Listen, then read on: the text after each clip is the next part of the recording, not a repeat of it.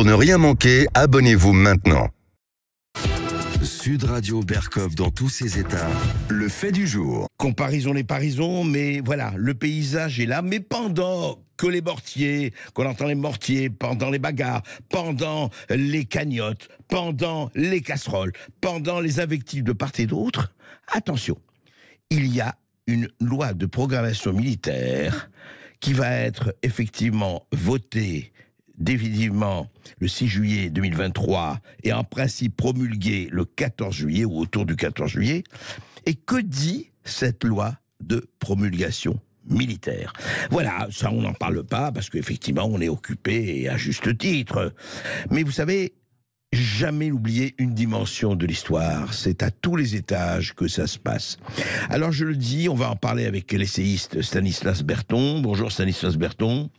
Bonjour André Berkov. Bonjour, on vous reçoit toujours avec plaisir. Vous êtes entrepreneur, vous êtes analyste économique et vous avez des risques systémiques. Je rappelle La France retrouvée, Être français, et puis L'homme et la cité 1, 2 et 3. Vous suivez, non seulement vous suivez l'actualité, mais vous la décryptez. Et juste, je vais dire en quelques mots, pour les auditeurs, de quoi s'agit-il? Alors voilà, l'article 23 du projet de loi de programmation militaire dit ceci. En cas de menace pesant sur les activités essentielles à la vie de la nation, la protection de la population, l'intégrité du territoire, la permanence des institutions de la République ou qu'à nouveau de nature à justifier la mise en œuvre des engagements internationaux de l'État en matière de défense, qu'elle soit actuelle ou si elle n'est pas immédiatement prévisible, l'article 2212.1 nouveau du Code de la Défense permettra, s'il est adopté, au président de la République, écoutez bien là, au président de la République, via un décret en Conseil des ministres, d'ordonner la réquisition de toute personne physique ou morale et de tous les biens et les services nécessaires pour parer à cette menace ou d'habiliter l'autorité administrative ou militaire à procéder à ces mesures. Le fait de refuser de déférer à la demande de recensement des personnes, biens ou services, ou à la convocation à des essais ou à des exercices, ou encore de refuser le blocage des biens, sera pénalement sanctionné par 1 an d'emprisonnement et 15 000 € d'amende suite à l'adoption de l'amendement du gouvernement, etc., etc. Alors, Stanislas Berton, comme ça, en surface, on peut dire, mais oui, écoutez, si la nation est en danger, il faut que tout le monde soit là, il faut que chacun assume ses responsabilités et qu'il soit prêt, effectivement, à être réquisitionné pour défendre la patrie. Mais apparemment, ce n'est pas tout à fait ça que cela implique. En fait, si, c'est exactement ça que ça implique, mais le problème, c'est que qu'est-ce que ça veut dire? Il faut toujours lire entre les lignes. Par exemple, vous avez dans la liste que vous avez citée, il y a quelque chose qui est le cas nouveau, donc ça veut dire que c'est quelque chose qui a été rajouté. C'est à justifier la mise en œuvre des engagements internationaux de l'État en matière de défense. Qu'est-ce que ça veut dire ça concrètement? Ça veut dire concrètement, si par exemple la France, qui est membre de l'OTAN, se retrouve dans un conflit, par exemple avec la Russie, je dis ça au hasard, eh bien cette loi peut être mise en œuvre et le président, par décret, peut réquisitionner tous les biens ou personnes qu'il juge utiles à cet effort de guerre. Donc vous voyez là, ce qui est inquiétant dans ce texte, c'est l'effet d'entraînement qui peut susciter. C'est-à-dire que je rappelle que là, aujourd'hui, on est quand même impliqué dans un conflit qui dure depuis plus d'1 an. Là, on voit qu'il y a la possibilité d'une escalade dans laquelle ça ne serait pas un conflit à distance, mais dans lequel la France serait partie prenante et qui retrouverait, en fait, les Français seraient complètement mobilisés. Déjà aujourd'hui, on est mobilisé par les sommes qu'on envoie en Ukraine, par le matériel militaire qu'on envoie déjà. Et le personnel d'encadrement qui est en Ukraine, Stanislas Berton. On a un personnel d'encadrement qui est en Ukraine, non?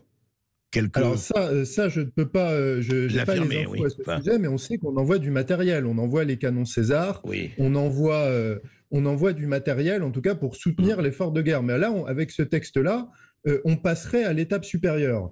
Et comme vous l'avez très bien souligné, c'est important quand on sait qu'il y a quand même une tendance à profiter des moments de crise et à profiter du fait que, je dirais, l'opinion publique est concentrée sur d'autres sujets pour faire passer des choses de genre. Souvenez-vous du Patriot Act après le 11 septembre. Oui. Souvenez-vous de la loi sur la sécurité intérieure en 2017 après le Bataclan qui permettait de faire passer certaines choses sans que ça soit soumis au contrôle d'un juge. Donc là, il faut quand même être vigilant quand on est soucieux des libertés publiques. Il faut se dire attention, attention, danger. Attention, danger. Et comme vous allez en parler tout à l'heure, c'est pas juste sur le plan militaire ou saisie des biens et des personnes, on est aussi sur la question de la liberté d'expression. Il y a aussi des lois qui sont en train de se préparer qui visent le contrôle de ce qu'on appelle la désinformation par des acteurs extérieurs. Oui. Donc vous voyez, en fait, il y a quand même un package législatif qui est en train de se mettre en place pour dire on va... si l'engrenage de la guerre se met en place, on va pouvoir réquisitionner, on va pouvoir censurer parce que ça sera jugé comme des agents étrangers. Vous savez ce qui s'est passé déjà cette année avec RT France. La chaîne a disparu parce qu'elle était accusée de faire le jeu de la propagande russe. Donc là, on voit qu'il y a quand même un ensemble de choses qui sont en train de se mettre en place. Oui, mais alors justement, Stanislas Berton, de ce point de vue-là, il y a quelque chose qui est aussi étonnant, c'est toujours comme par hasard, c'est-à-dire ça se passe là, j'ai vu le 6 juillet, hein, les députés sénateurs se réunissent en commission mixte paritaire, le cas de le 6 juillet c'est après-demain, autour du 14 juillet, mais dites-moi, alors, quand c'est décret dans tout ça, le Parlement n'est absolument pas consulté, la nation, rien, ça se passera par décret, quoi. Et où est le contre-pouvoir, où est le législatif, où est le pouvoir législatif ? C'est exactement ce que j'allais vous dire, c'est qu'on est théoriquement dans une démocratie avec un équilibre des pouvoirs, avec des contre-pouvoirs. Où sont-ils ? Où est le contrôle des libertés ? Où est le rôle du Parlement, le rôle du Sénat ? Là, c'est quand même très important ce qui est en train de se passer. Et je vais même aller plus loin par rapport à ça, c'est que ça fait depuis la crise du Covid. On a le gouvernement qui a géré la crise du Covid avec la façon dont on le sait. Là, on a cette guerre en Ukraine qui dure depuis déjà 1 an avec un endettement qui vient déjà à s'ajouter à un endettement on a la France qui brûle. On a l'effondrement de nos services publics, l'effondrement de l'école, la propagande à l'école à tous les niveaux qui est rejetée par les parents. La question qui commence à se poser aujourd'hui, c'est quelle est la légitimité du gouvernement pour nous emmener dans des engrenages aussi graves ? Parce que là, on parle quand même de réquisition de biens et de personnes. Oui, et de personnes, absolument. Est-ce que la confiance du gouvernement est encore... Est-ce que le gouvernement a la confiance du peuple français pour nous amener aussi loin ? Et est-ce que l'opposition joue son rôle et fait son travail ? Vaste question, on verra ça en 2027 ou en 2024, ou avant, d'ailleurs, ou avant. Merci Stanislas Berton, à suivre, en tout cas, à suivre vraiment avec beaucoup d'attention. Sud Radio André Berkoff. Ça balance pas mal. Berkoff dans tous ses états, ça balance pas mal sur Sud Radio. Il y a effectivement tout ce dont on a parlé, sur les émeutes, sur les pillages, sur effectivement la mort du jeune Naël, le policier mis en examen, ou en prison en tout cas, etc. Les cagnottes, la bataille des cagnottes, et puis surtout, enfin cette espèce de front qui se fissure, hein. On a beaucoup parlé que ça se fissurait en Russie, mais alors en France, je ne sais pas comment on peut parler, de quoi on peut parler. Et puis, il y a eu effectivement à Metz, à Strasbourg, ou à Lyon ou ailleurs, des personnes qui descendent et qui crient bleu, blanc, rouge, on est chez nous, la France aux Français. Et alors, c'est tout de suite, évidemment, les fachos d'extrême droite. Et qu'est-ce qui s'est passé, effectivement, à Angers, encore hier soir, et depuis 3 jours ? Jean-Eudes Gana, bonjour. Bonjour. Alors, vous êtes fondateur de l'association Alvarium qui a été dissoute. Vous êtes militant identitaire. Et dites-nous, alors qu'est-ce qui se passe exactement, on entend, entre Antifa, entre guillemets, et entre extrême droite? Je mets bien entre guillemets, ce sont des qualificatifs qui sont donnés et jetés. Et en fait, on a l'impression que, voilà, que dès que quelqu'un essaye de s'en prendre aux émeutiers qui n'est pas de la police, il est automatiquement situé à l'extrême droite. Qu'est-ce qui s'est passé à Angers, Jean de Gana ? Alors le contexte est assez ancien parce qu'en réalité ça fait depuis 4 ans que les antifascistes locaux harcèlent, font des tentatives d'incendie, affrontent la police et viennent vers les anciens locaux de l'Alvarium à chaque manifestation, qui aujourd'hui sont occupés par le rassemblement des étudiants de droite. Et vendredi dernier, lors de la manifestation contre les violences policières, ils ont affronté la police, ils ont mis le feu à un parc. Et ensuite, les émeutiers se sont rendus rue du Cornet en proclamant et en criant... Qui est le siège d'Alvarium et d'aujourd'hui de l'association des étudiants de droite, c'est ça? Exactement, exactement. En disant on va les tuer, cagoulés, etc. Et alors là, une quinzaine de jeunes patriotes sont sortis, armés, il est vrai, de bouts de bois pour se défendre à 10 contre 1, et les ont fait reculer. Alors la presse, dès le lendemain, a parlé de milices d'extrême droite, reprenant en cela la rhétorique antifasciste. C'est un cas d'école d'ailleurs à Angers, mais au niveau national aussi. Les antifas racontent quelque chose, la presse reprend et les magistrats appliquent ensuite sans se soucier toujours de la vérité. Juste un mot, Jean-Claude Gana, là-dessus. Vous dites, c'est-à-dire qu'en fait, quand la presse reprend, ou les médias, etc., on ne reprend jamais votre point de vue, on reprend uniquement le point de vue des antifas? Quasiment systématiquement. D'ailleurs, vous êtes bien le premier, et je vous en remercie d'avoir eu le courage à nous appeler, à nous demander notre version, alors que depuis samedi, depuis vendredi soir dernier, chaque soir, il y a des affrontements rue du Cornet, car après la bagarre de vendredi contre l'extrême gauche a eu une idée assez intelligente, c'est de diffuser un visuel sur Internet siglé Alvarium, alors que l'Alvarium a été dissous, appelant à se réunir rue du Cornet pour ensuite aller faire des chasses aux étrangers en banlieue.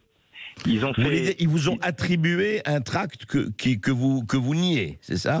Que nous nions, et d'ailleurs moi j'ai réactivé les réseaux sociaux de l'Alvarium cette fois-là seulement pour dire non, c'est faux, ce tract est un faux, nous n'appelons aucunement à aller faire une milice anti-casseurs et à aller chasser les étrangers en banlieue, sauf que c'est trop tard, l'incendie était parti, donc dès samedi à 19h, une vingtaine d'individus, de jeunes de banlieue, sont venus rue du Cornet et ont commencé pendant 30 minutes à enfoncer la porte anti-effraction, sans que la police n'intervienne. Apparemment, des jeunes du Rassemblement des étudiants de droite ont appelé la police qui leur a dit on ne peut pas intervenir, on n'a pas les effectifs, ce qui est quand même assez troublant en plein centre-ville à 19h. Et ensuite, il y a eu une attaque d'une centaine de personnes armées pour certains de hachoirs et de couteaux dès le samedi soir à minuit, plus une autre attaque à 2h. Toujours au siège de la rue du Cornet. Toujours rue du Cornet. Toujours rue du Cornet. Une autre à 2h du matin. Une autre à 3h du matin. Le lendemain, dans la journée, il y a beaucoup de voitures qui circulaient, des grosses voitures, des Mercedes, etc., ou des gens en scooter. Ça faisait vraiment chouf, comme le font les dealers. Et là, la mairie a dit qu'elle allait fermer la rue du Cornet. Elle a fermé la rue du Cornet. Il y a eu des policiers toute la nuit. Et dès le lundi matin, la police n'a pas quitté la rue du Cornet. Elle a perquisitionné les locaux du Rassemblement des étudiants de droite pour attroupement armé. Ce qui est quand même un petit peu piquant. C'est-à-dire qu'il y a des émeutes partout en France. La police n'a pas le temps d'intervenir quand les locaux sont attaqués, mais elle est mobilisée pour perquisitionner des jeunes étudiants patriotes qui se défendent. D'accord. Voilà. Et depuis lundi, il s'est passé quelque chose d'assez grave encore. Hier après-midi, il y a eu une attaque. Il y a tous les gens qui circulent dans le quartier et qui ressemblent à des militants de droite, même les jeunes filles ou autres, sont menacés, gazés. Et samedi soir encore, il y a eu une attaque. Il y a des vidéos assez violentes qui lundi soir, vous voulez dire. Lundi soir. Oui, tout à fait. Lundi soir, à nouveau. Et voilà, et ce qui pousse, si vous voulez, les patriotes à se défendre, mais sans être une milice anti-casseurs, simplement à vouloir se défendre pour protéger leur local et même leur vie, si j'ose dire.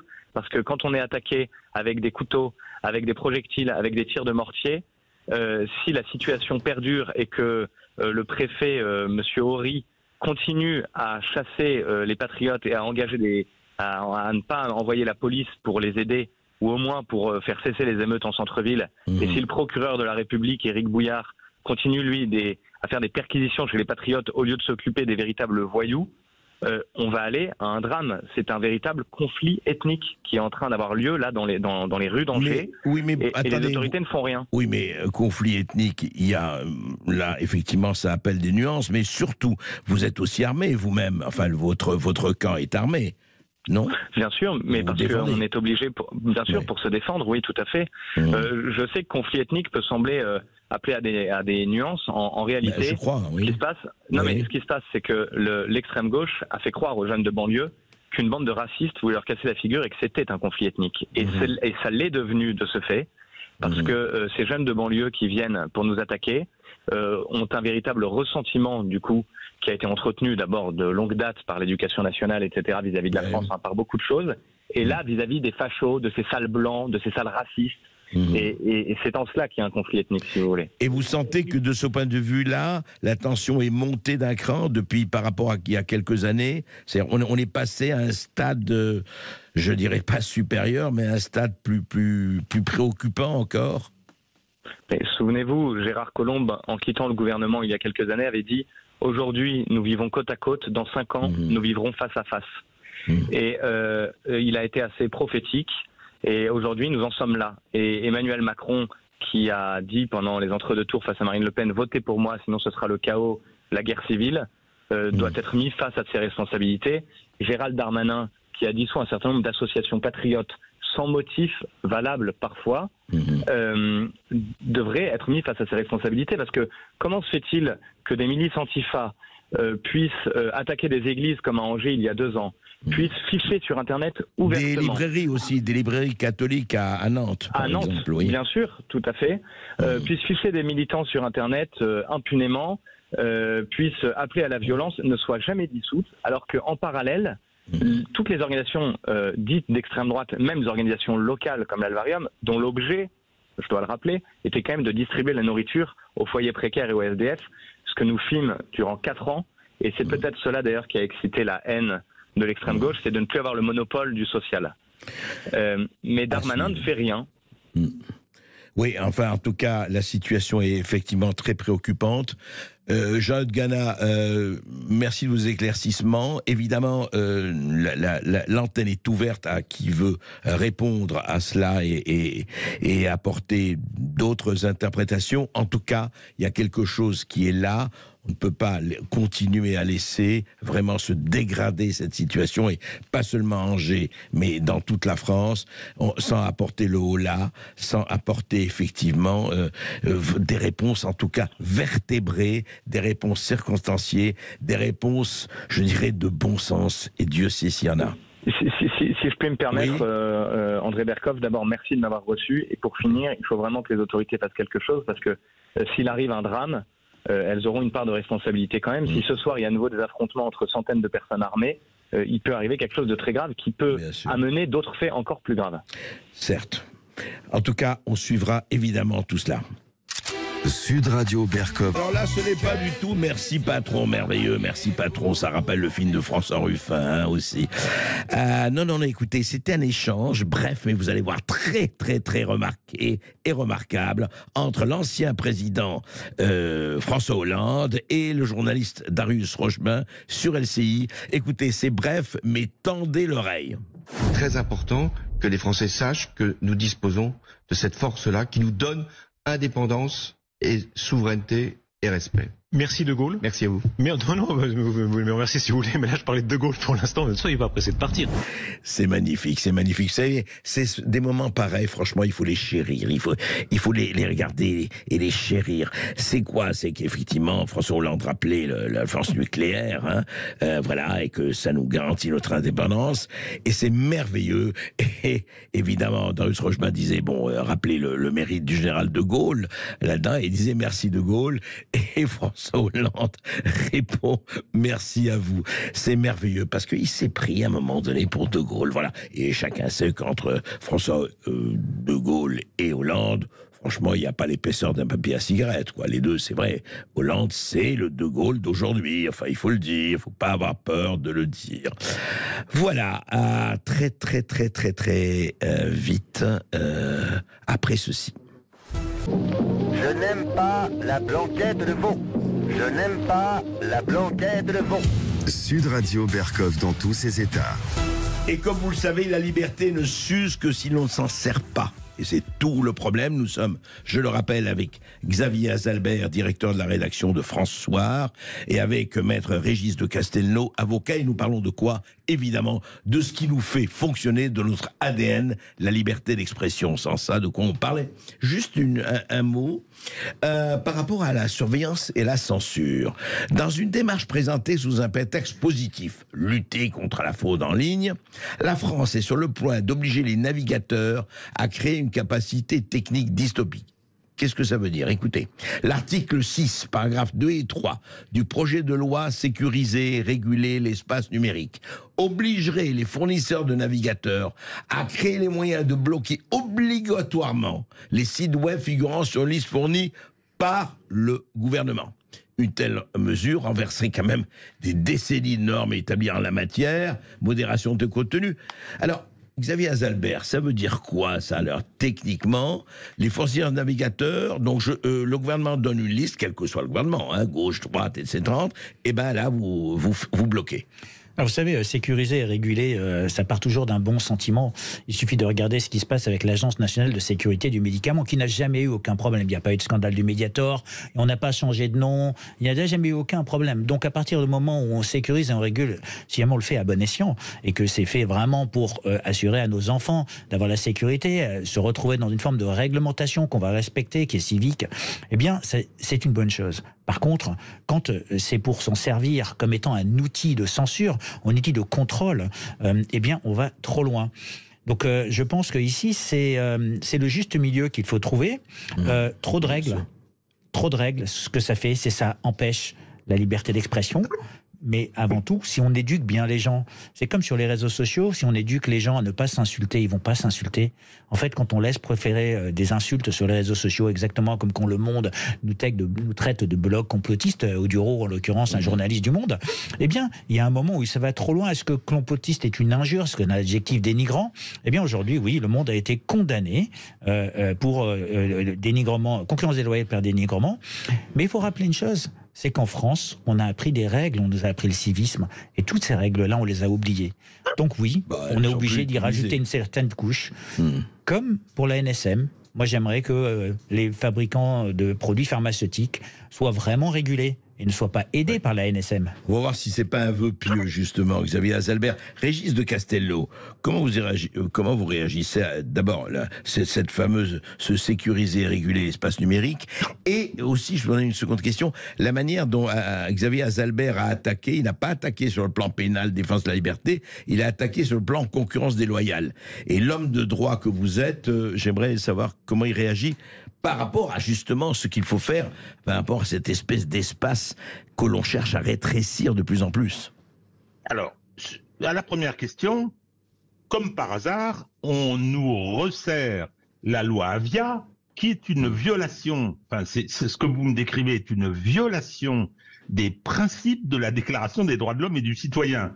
Hein, la déclaration française, celle qui est dans notre Constitution, qui dit que la liberté d'expression est absolue, qu'elle peut être limitée s'il y a un intérêt général qui le permet, et que ça doit être prononcé par le juge dans un contrôle a posteriori. Là, qu'est-ce qu'on essaye de nous faire? On essaye de nous dire on va faire un contrôle a priori, et c'est l'exécutif qui va décider ce qu'on a le droit de dire et de pas dire. Pas les juges, mais l'exécutif, absolument. Voilà. Et donc ça, c'est une hérésie totale. Bon. Donc, c'est d'ailleurs la raison pour laquelle le texte d'Avia avait été retoqué au Conseil constitutionnel, qui est pourtant bien gentil avec le système Macron. Alors, la deuxième question. Donc, je remercie Xavier Azalbert de m'avoir offert une petite friandise, parce que j'ai lu la décision du tribunal de commerce qui condamne Le Monde. Et je trouve c'est excellent comme idée. Moi, je regrette de ne pas l'avoir eu. C'est-à-dire que lorsqu'on est insulté, lorsqu'on est diffamé, lorsqu'on vous harcèle de cette façon-là, aller devant les juridictions du droit de la presse, et je pense en particulier à la 17e chambre correctionnelle de Paris, à mon avis, ça ne sert pas à grand-chose, parce que c'est très long, et ensuite, les magistrats sont extrêmement, soucieux de ne pas condamner et de laisser un petit peu, je prends mes responsabilités en le disant, de laisser un petit peu ce système perdurer, ce système de domination perdurer. Alors, le fait d'avoir saisi le tribunal de commerce, où siègent des magistrats, on appelle ça des siégevins, ce sont des magistrats professionnels, issus, donc j'ai vu d'ailleurs, à cette occasion en lisant la décision que je connaissais, un des magistrats, personnellement, je les ai connus il y a longtemps. Et donc, ce sont des professionnels qui, oui, ont vu quoi? Ils ont vu qu'il y avait des allégations qui n'étaient pas prouvées, ils ont vu qu'il y avait de la diffamation, et ils ont considéré que ces informations fausses et systématiques constituaient de la concurrence déloyale. C'est-à-dire, François est un organe de presse avec un site numérique, Le Monde aussi, référence ou pas, moi j'ai les doutes sur la référence aujourd'hui, et par conséquent, c'est de la concurrence déloyale. Le dénigrement par concurrence. Prends un petit exemple. Oui. Histoire de faire une petite métaphore, hein. Admettons que tel fabricant de yaourts vienne dire, bah, écoutez, les yaourts de mon concurrent, ils sont tous de date dépassée, ils sont pas pourris, etc. normalement, hein, et ils sont pourris. Bon, bah, je suis désolé, il va être lourdement condamné. Il va être lourdement condamné. Donc, c'est une façon de venir sur un terrain qui est le terrain pratique. Et moi, je trouve que c'est une excellente idée et j'espère que d'autres vont s'en saisir, hein, Monsieur Azalbert, hein, parce que vraiment, c'était ce qu'il fallait faire. Alors, bien sûr, ils ont fait appel. On verra ce que dire la Cour d'appel. Et là, la Cour d'appel, ce seront des magistrats professionnels. Hein, ce ne seront plus des échevins qui vont statuer, mais ça constitue un précédent. Et puis, écoutez, la lecture est quand même très sévère pour Le Monde, hein. Très sévère, en disant, attendez, vous dites ça, ça, ça et ça, vous n'étaffissez rien, vous ne prouvez pas que c'est complotiste, etc. Mais juste un mot, et après je redonne la parole à Xavier Azalbert, puisque effectivement, il a trouvé cette stratégie, comme vous dites, le pas de côté. Mais dites-moi, ce mot qu'on prononce, Régis de Castelnau, à tort et à travers et à tout encore, de complotiste, ça a remplacé quoi? Fasciste? Ça a remplacé extrémiste? Ça a remplacé quoi? C'est quoi complotiste aujourd'hui? Non, alors c'est fondamental, je pense, c'est l'accusation, hein, ça fait quelques années qu'on s'en sert, l'accusation qu'on lance contre celui qui s'oppose au discours dominant. Or, le débat contradictoire, les opinions diverses et éventuellement contradictoires, c'est la façon d'élaborer, hein, une approche du réel et une approche de la vérité. L'avocat qui vous parle, il a toujours pratiqué ça. Hein, pour arriver à la vérité judiciaire, il faut qu'il y ait un débat contradictoire. Bien sûr. Donc là, il s'agit de disqualifier l'opposition en l'accusant de complotisme. Et ce qui est grave, c'est-à-dire que ça a dérivé maintenant, dès que vous imputez à un opérateur une intention, un opérateur, un gouvernement, un ministre, à des intervenants, dès que vous leur prêtez une intention, et dans l'histoire on sait très bien qu'il y a des intentions, on vous traite de complotiste. C'est-à-dire que, et alors il y a un spécialiste de ça, c'est Gérald Bronner, hein, un macroniste pur jus, qui vient nous dire que prêter l'histoire, elle se fait toute seule. Prêter des intentions à des opérateurs, c'est directement complotiste. Non, c'est très grave, cet outil qui est devenu un outil de censure pur et simple. Oui, on revient toujours à ça. Xavier Azalbert, justement, vous y allez, effectivement, vous n'allez pas par quatre chemins. Jusqu'ici, d'ailleurs, on a cherché à vous condamner, on vous a attaqué à plusieurs reprises, mais effectivement, à chaque fois, je crois, vous avez effectivement trouvé, en tout cas, sinon trouvé la parade, montré que, voilà, on se demande, alors, même question que j'ai posée à Régis de Castelnau, est-ce que, au fond, voilà, est-ce que c'est une accusation commode pour écarter la personne et pour la décrédibiliser, ou est-ce que c'est une manière aussi de dire que il vaut mieux parler des faux complotistes pour ne pas parler des vrais comploteurs?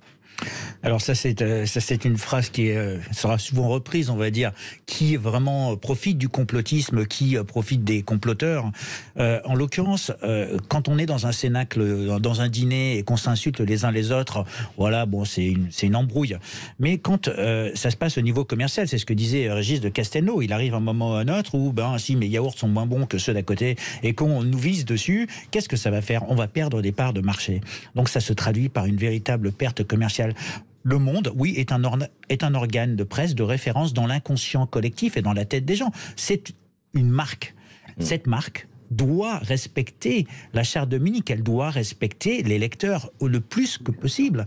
Et François est aussi une marque. François, c'est une grande marque. François, c'est aujourd'hui un grand journal. La différence qu'il y a, c'est que Le Monde a une grande rédaction et commet des erreurs. Ils ont commis des erreurs et ils l'ont répété, cette erreur. C'est ce qu'a condamné le tribunal de commerce.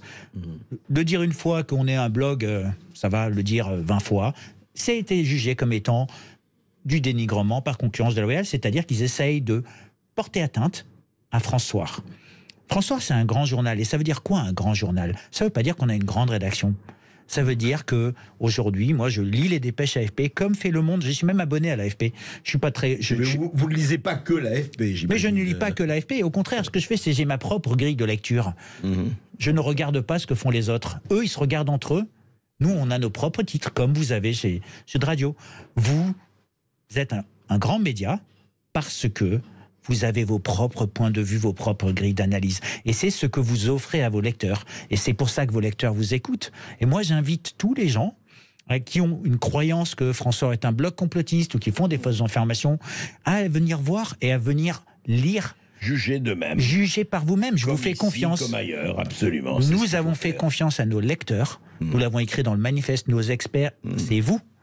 Et donc, en faisant confiance aux gens, les gens viennent et s'instruisent, s'informent, et ils se rendent compte que ben non, oui, c'est un point de vue différent, et bien, ça m'instruit, et ça m'aide à avoir un point de vue plus objectif et plus adulte. C'est ce que devrait être le journalisme et l'information dans tous leurs états. Malheureusement, c'est pas toujours le cas. On en parle tout de suite après une nouvelle petite pause avec Régis de Castelnau, avec Xavier Azalbert, et avec ce que vous mettez, auditeurs de Sud Radio, le plus au monde, la liberté. Et vous avez la parole, chers auditeurs de Sud Radio, 0826 300 300. Vous nous appelez pour participer au débat sur la liberté de la presse et la liberté de l'expression. À tout de suite sur Sud Radio. Sud Radio. Ici Sud Radio. Les Français parlent au français. Les carottes sont cuites. Les carottes sont cuites. Sud Radio Berkoff dans tous ses états. Et avec toujours Xavier Azalbert, directeur de la rédaction de François, Régis de Castelnau, avocat, je rappelle son blog Vue du droit et auteur de Une justice politique, on l'avait reçu là-dessus d'ailleurs aux éditions de l'Artilleur, et membre de la rédaction Front Populaire. On n'est pas encore en 2036, mais Régis de Castelnau se prépare. Non, sérieusement, Régis de Castelnau, au fond, on a ce problème, on l'a évoqué pour les réseaux sociaux, on l'a évoqué pour François, on l'a évoqué pour beaucoup de gens qui, quand ils sortent des passages floutés, se voient retirer. On l'avait vu d'ailleurs avec Twitter, avec un certain nombre, on va pas énumérer, avec un certain nombre avant Elon Musk en tout cas, on avait vu avec un certain nombre de réseaux et de GAFAM et compagnie. Au fond, est-ce qu'il y a... Alors, vous avez salué l'initiative, la stratégie de Xavier Azalbert. Au fond, est-ce qu'il n'y a pas un vrai problème, et on l'a vu d'ailleurs avec le journal du dimanche aujourd'hui, c'est-à-dire, moi ça m'a frappé, quel que soit ce qu'on peut penser de Geoffroy Lejeune ou de l'équipe, etc., que les journalistes de JDD sont pas d'accord, tout ça, mais quand on fait vous savez ça, quand on fait une pétition signée par 600 personnes en disant il est inadmissible que le JDD soit pris, c'est comme si vous voulez, en fait, c'était la résistance qui passait à l'occupation allemande. Ça vous inspire quoi, ça, Régis de Castelnau ? C'est une dégradation de l'esprit public qui est tout à fait considérable. Tout à fait considérable.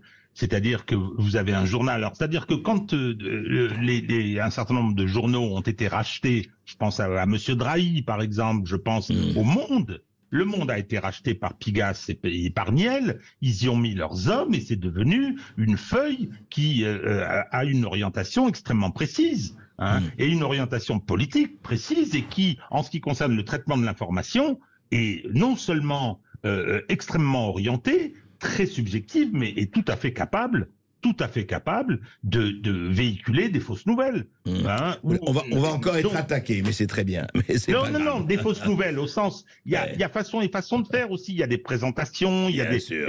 Dans la guerre en Ukraine, ils ont quand même été à l'avant-garde des âneries qu'on a entendues depuis 1 an et demi maintenant. Donc, et y compris, ils ont laissé passer des articles qui étaient de discrimination et de racisme russophobe, qui étaient assez étonnants. Bon, toujours est-il que aujourd'hui, justement, le pluralisme, vous avez l'Arcom qui doit y veiller au pluralisme. Alors, dans le service public, ça, il n'y a aucune illusion à avoir. Mais dès que vous avez une voix dissidente, à ce moment-là, vous avez toute une mécanique qui se met en branle. Vous en savez quelque chose, André, hein? Vous en savez quelque chose, c'est-à-dire que effectivement, vous avez été l'objet de campagne, et donc là, en l'occurrence, c'est l'histoire de Geoffroy Lejeune. C'est incroyable. Vous avez 600 personnes qui... Moi, c'est ça qui m'a frappé. De pétition, 600 personnes qui disent comment. Et vous avez des gens... Halte au nazisme, enfin. Et vous avez des gens qui se piquent d'être ceci, cela ou progressistes et qui ont oublié ce que disait Rosa Luxembourg, qui disait que la liberté d'expression, c'est d'abord celle de celui qui ne pense pas comme moi. C'est-à-dire qu'ils ont... C'est étonnant ça, parce que je pense que, André, on est de la même génération. Moi, je me rappelle qu'il y a 30, 40 ans, c'était pas comme ça. C'est-à-dire que la parole, les débats étaient durs, les débats pouvaient être durs, mais même les insultes, pas des levées de boucliers pour faire taire les gens, quoi. Bien sûr, bien sûr. Non, c'est ça qui est assez terrible, et d'autant plus quand même que cette presse, vous parlez de ça, quand même cette presse, Xavier Azalbert, moi je le dis d'autant plus que Sud Radio n'est pas subventionné. Sud Radio est une radio libre au vrai sens du terme. Il y en a d'autres, il y a d'autres médias. Mais ces subventions, dites-moi, ces journaux qui appartiennent à des gens, mais tant mieux pour eux, très très aisés, qui ont ce qu'il faut, et puis qui sont subventionnés. On voit, on a la liste, c'est public. 16 millions d'euros par an par tel journal, 18 millions d'euros par an pour tel journal, payés par nous, contribuables, par l'État. C'est quoi ça? Alors tout à fait. Bon, les subventions, on en est très friand en France. Il arrive un moment où les subventions qui deviennent pérennes, puisqu'en fin de compte c'est tous les ans, on prend une habitude, ça devient une mauvaise habitude, et en fait les journaux attendent ces subventions et ils les prennent en considération même dans leur bilan. Alors chez Sud Radio, vous n'en avez pas, chez François, nous n'en avons pas, et c'est ça ce qui nous fait vraiment libre, parce qu'on est indépendant de cette subvention. Nous ne sommes pas dépendants, nous sommes inféodés à personne, nous invitons nos lecteurs à nous soutenir. Et donc on est là pour amener une information.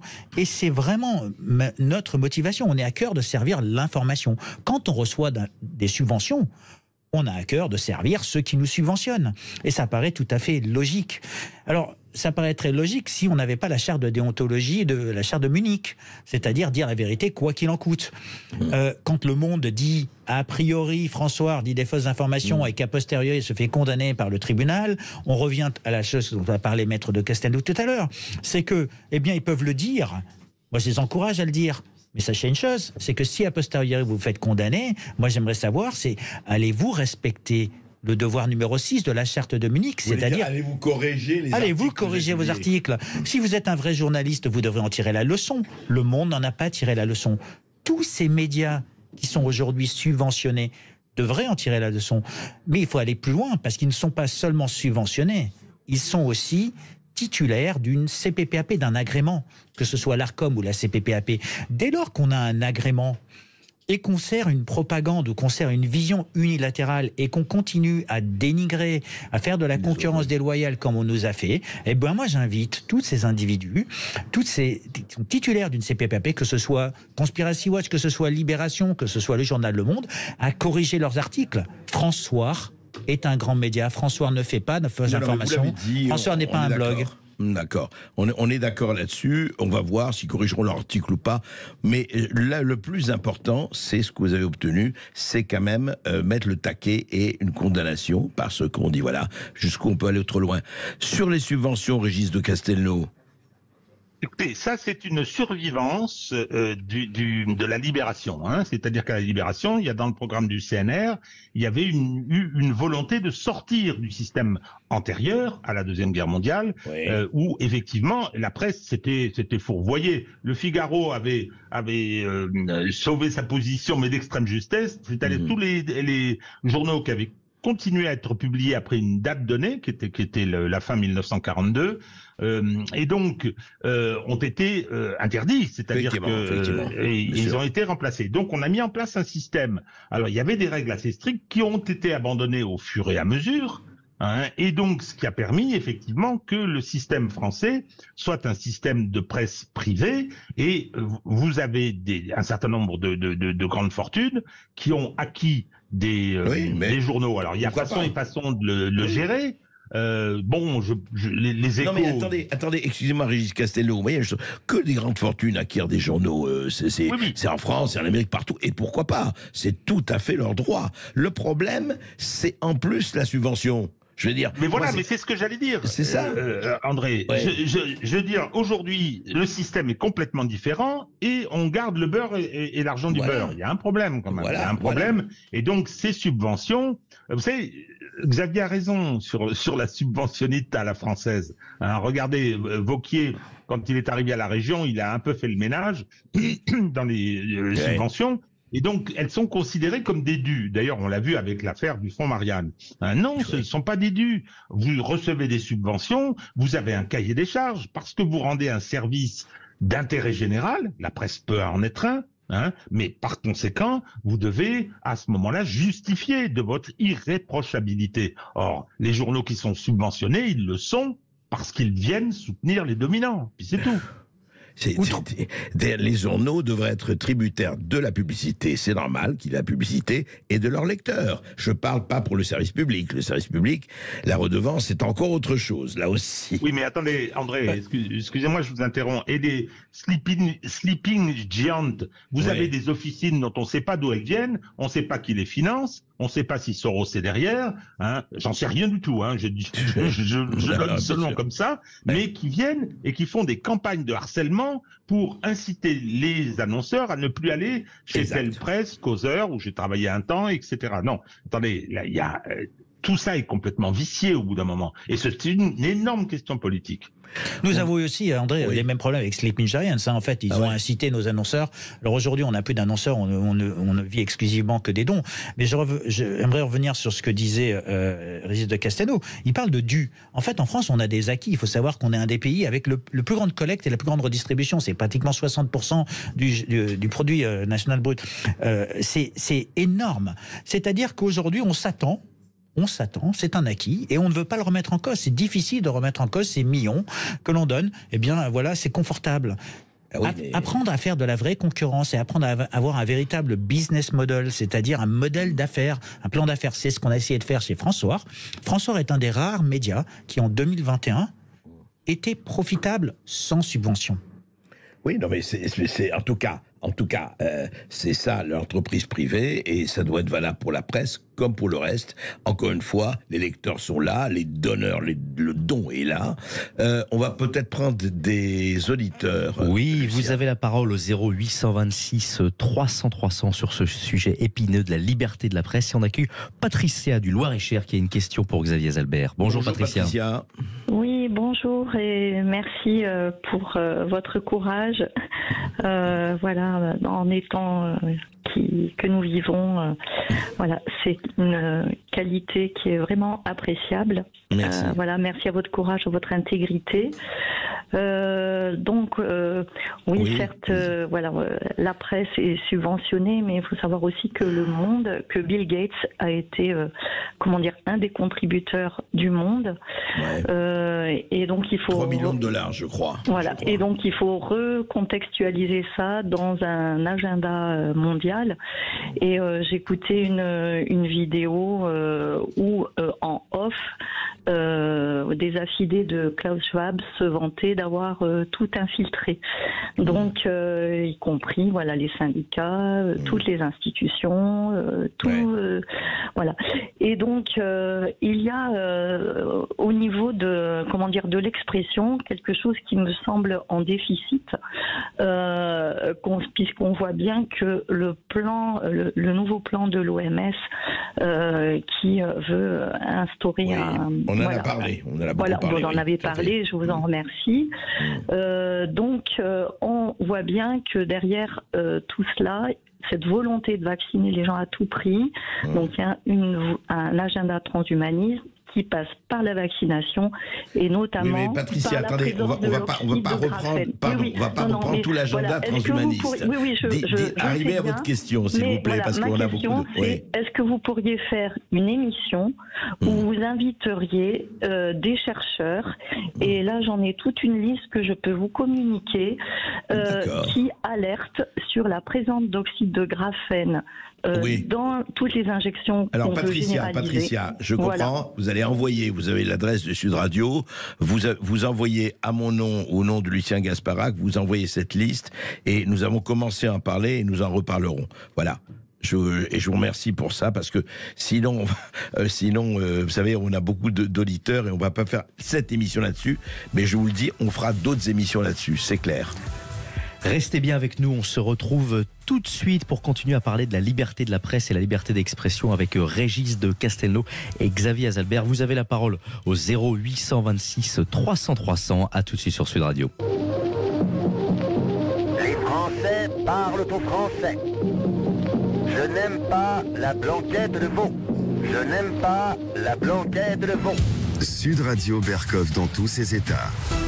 Vous êtes bien sur Sud Radio dans le face-à-face d'André Berkov avec Régis de Castelnau et Xavier Azalbert sur le sujet de la liberté de la presse et la liberté d'expression. Et vous avez la parole au 0826 300 300. On accueille tout de suite Emmanuel de Pessac. Bonjour Emmanuel. Bonjour Emmanuel. Bonjour André. Bonjour à vous invités et merci de vous bagarrer. Moi j'ai vraiment la sensation qu'il y a vraiment une mâchoire qui se referme. Vous savez, on parlait des subventions, en anglais on dit follow the money. Celui qui donne est toujours celui qui reçoit. Ça c'était de Napoléon. Absolument. Et si vous avez reçu Jean-Dominique Michel, que je crois François a reçu aussi d'ailleurs, quand il a écrit Mein Kampf, tout le monde l'a pris pour un taré. Hitler.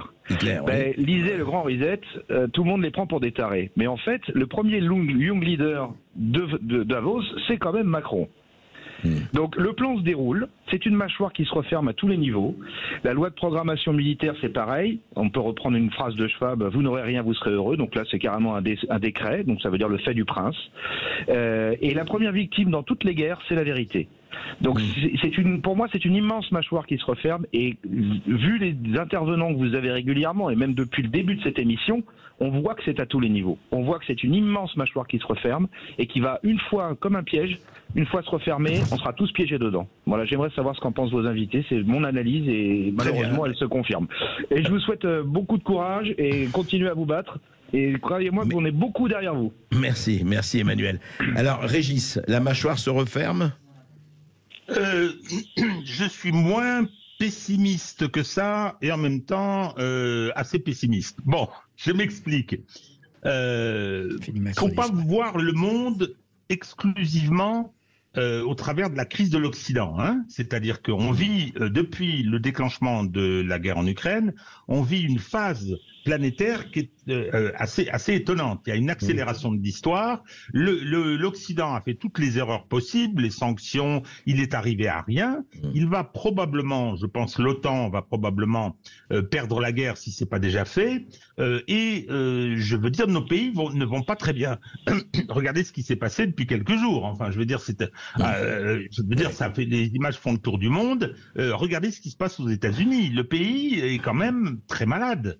Très malade, au point que Douglas MacGregor, qui n'est quand même pas n'importe qui, c'est un militaire qui... le général Douglas MacGregor, et qui est extrêmement pertinent, il dit, je ne sais pas si les élections, la présidentielle de 2024 va se tenir. Attendez, donc vous dites qu'on est trop occidental dans l'histoire de la mâchoire. Je pense que la mâchoire, ces gens n'ont pas nécessairement les moyens de la refermer complètement. Il y a véritablement une fuite en avant, il y a des atteintes aux libertés fondamentales, mais en même temps il y a une crise sociale, il y a des opinions publiques qui ne marchent plus. Regardez, c'est peut-être idiot ce que je vais dire, mais le succès de cette cagnotte, j'aime pas trop la manœuvre de Monsieur Messia. La cagnotte pour le policier, pour la famille du policier. Voilà, pardon. Oui, mais l'importance qu'elle a pris, le caractère, c'est un véritable incendie. Ça en dit long sur l'opinion publique en France. Alors,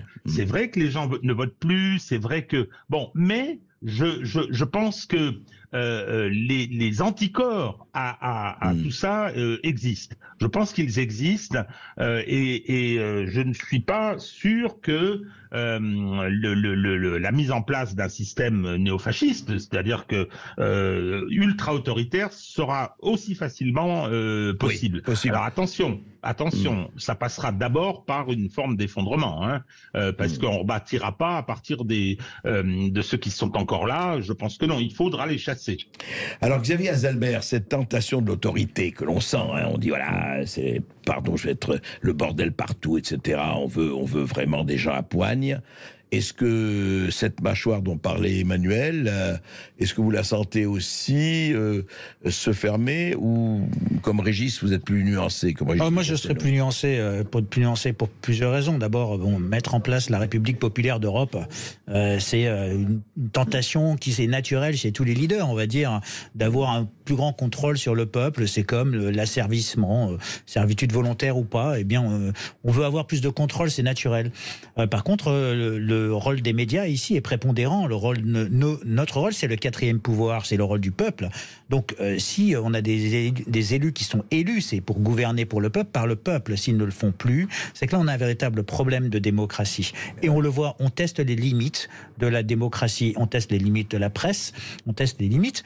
Et après, ça demande, comme disait Emmanuel, du courage. En fait, ça demande du courage de s'opposer à ça. Alors, c'est certain, de temps en temps, on a des baisses de morale, on peut avoir la tentation de dire je vais arrêter, ou je ne vais pas arrêter. Moi, ça m'est arrivé, en fait, de me poser cette question, parce que à quoi bon prendre tous ces coups? Mais en fin de compte, on fait ça au nom de quelles valeurs? Des valeurs morales. On fait ça au nom de valeurs humaines, parce que c'est impensable que dans un monde qui se dit démocratique, dans un pays qui est la Déclaration des droits de l'homme, la presse soit muselée, que les opinions soient muselées, que le contrôle soit effectif. Et qu'est-ce qu'on a fait avec François, qui, je le rappelle, en 1941 a été créé en s'appelant Défense de la France, n'était inféodé à personne, s'est battu pour donner des certificats, des laissez-passer. Donc non, bien sûr, à l'époque, toute une presse résistante très forte. Une presse résistante qui était très forte. Je pense qu'à un moment ou à un autre, ce qu'il faut faire, c'est qu'il faut prendre notre avenir entre nos propres mains. Et c'est ce qu'on a fait avec François, en décidant d'aller combattre l'agrément, en décidant d'aller combattre le monde au tribunal de commerce. Et ça montre que les institutions fonctionnent, parce que quand on va trop loin, eh bien, on a du répondant de l'autre côté. Donc c'est pour ça que je suis plus optimiste, mais il faut trouver les bons angles. Il faut surtout être irréprochable. Oui, et puis voilà, il faut savoir. Régis de Castelnau, malheureusement, nous arrivons à la fin de cette émission. On aurait beaucoup de choses à dire, on le refera. Juste une chose, et je regrette pour Victor, mais Victor, on vous prendra bientôt, mais là, on n'a pas le temps, hélas, c'est la fin de l'émission. Juste un mot, Régis de Castelnau. Au fond, ce qu'il faut toujours faire, et toujours et par tous les temps, c'est de se dire, voilà, il y a une manière, regardez comment Twitter a ouvert la boîte de Pandore, qu'on ne connaissait pas, donc il y a toujours un espoir et désespoir, au bon sens du... Ça porte un nom, ça s'appelle la résistance. Résister à ce qu'on essaie de mettre en place. Ils ont cette tentation. Je crois que l'analyse d'Emmanuel était la bonne. Ils ont cette tentation. Ils ont envie parce que ce serait plus facile. Quand vous voyez le niveau de la culture des libertés publiques d'Emmanuel Macron, ça fait peur, quoi. Mais ils ont cette tentation et il faut y résister. C'est vrai qu'il y a des moments où on a l'impression qu'on va pas y arriver. En même temps, ça bouge, quoi. Et Xavier a raison sur la décision du tribunal de commerce de Paris. Ce sont des classiques, les magistrats qui siègent à Paris. Elle est sanglante pour le monde. Elle est sanglante, elle est juridiquement, à mon avis, imparable, et elle est extrêmement sévère. Ça donne le moral. Oui, absolument. Ça donne le moral, comme quoi, effectivement, il faut faire confiance aussi, là, dans la justice de son pays, quand elle agit. Et il faut surtout se dire que vraiment, encore une fois, la liberté. Vous savez, c'est pas par hasard que c'est le premier article qui est sur le fronton de tous les édifices publics de France et de Navarre. Attention, soignez-la à tous les niveaux. Sinon, ce sera embêtant. Merci beaucoup, chers auditeurs, d'être toujours aussi nombreux à nous écouter. Merci à Régis de Castelnau, avocat, et son livre, auteur de Une justice politique aux éditions L'Artillère, et Xavier Azalbert, directeur de la rédaction de François. Tout de suite après les informations, l'émission de Brigitte Lahaye. À tout de suite sur Sud Radio.